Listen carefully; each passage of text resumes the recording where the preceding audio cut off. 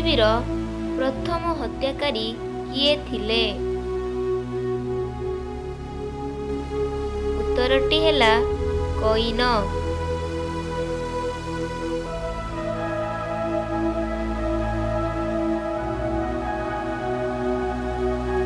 ସଦାପ୍ରଭୁଙ୍କ ସମ୍ମୁଖରୁ ପଳାୟନ କରି କଇନ କେଉଁ ଦେଶରେ ବାସ କଲା?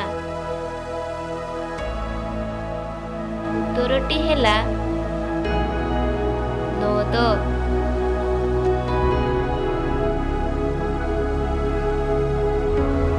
ପୃଥିବୀର ପ୍ରଥମ ନଗରର ନାମ କଣ?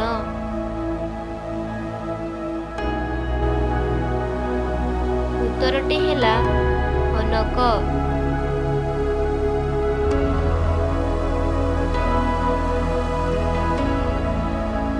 ବୀଣା ଓ ବଂଶୀ ବାଦକ ମାନଙ୍କର ଆଦି ପୁରୁଷ କିଏ ଥିଲେ?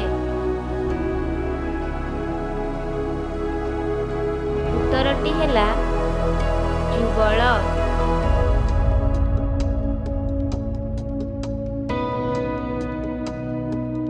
ତମ୍ବୁ ନିବାସୀ ଓ ପଶୁପାଳକ ମାନଙ୍କ ଆଦି ପୁରୁଷ କିଏ ଥିଲେ?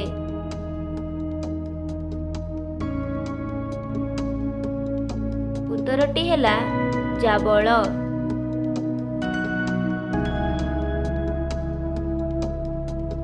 କାହା ସମୟରେ ମନୁଷ୍ୟମାନେ ସଦାପ୍ରଭୁଙ୍କ ନାମରେ ପ୍ରାର୍ଥନା କରିବାକୁ ଲାଗିଲେ?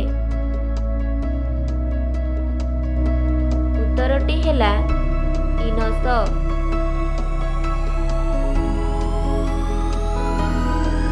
କାହାର ସାଦୃଶ୍ୟରେ ମନୁଷ୍ୟର ନିର୍ମାଣ ହୋଇଥିଲା?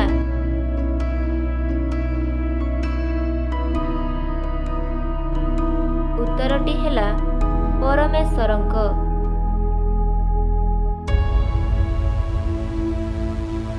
ସର୍ବପ୍ରଥମେ କେଉଁ ଦୁଇ ଜଣ ପରମେଶ୍ୱରଙ୍କ ସହିତ ଗମନାଗମନ କରିଥିଲେ? ଉତ୍ତରଟି ହେଲା ହନକ ଓ ନହ।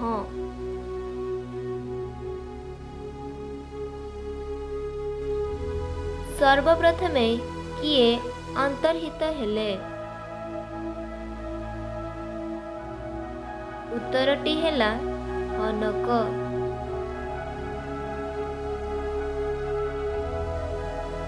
କେଉଁ ଫଳ ଖାଇଲେ ସେହିଦିନ ନିତାନ୍ତ ମରିବା କଥା ସଦାପ୍ରଭୁ ମନୁଷ୍ୟକୁ କହିଥିଲେ?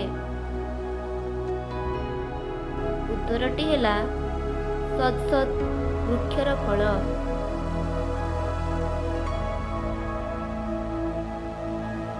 ପୃଥିବୀରେ ସର୍ବାଧିକ ବର୍ଷ କିଏ ବଞ୍ଚିଥିଲେ ଓ ତାଙ୍କ ବୟସର ସୀମା କେତେ ଥିଲା? ଉତ୍ତରଟି ହେଲା ମଥୁସେଲହ 969 ବର୍ଷ।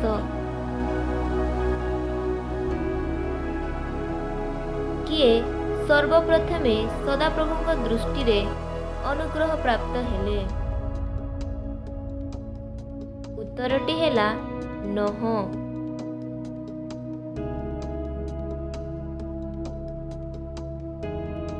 ନୋହ ନାମର ଅର୍ଥ କଣ?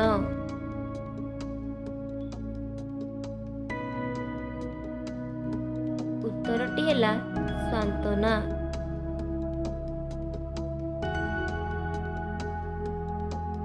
କେଉଁ କାଠରେ ନୋହ ଜାହାଜ ନିର୍ମାଣ କଲେ?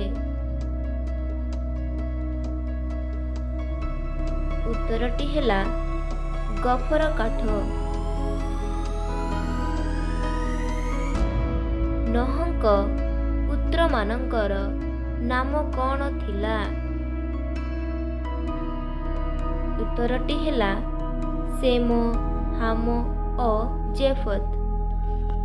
ପ୍ରିୟର ବନ୍ଧୁମାନେ, ଯଦି ଏହି ଭିଡ଼ିଓଟି ଆପଣମାନଙ୍କୁ ଭଲ ଲାଗିଥାଏ ତାହେଲେ ଭିଡ଼ିଓଟିକୁ ଲାଇକ୍, ସେୟାର, କମେଣ୍ଟ କରି ଚ୍ୟାନେଲଟିକୁ ସବସ୍କ୍ରାଇବ୍ କରିବେ ଓ ପାଖରେ ଥିବା ନୋଟିଫିକେସନ୍ ବେଲ୍କୁ ଅନ୍ କରିବେ, ଯେପରି ଆମର ନୂଆ ନୂଆ ଭିଡ଼ିଓ ଗୁଡ଼ିକ ଆପଣମାନେ ପ୍ରଥମେ ଦେଖିପାରିବେ। ଧନ୍ୟବାଦ।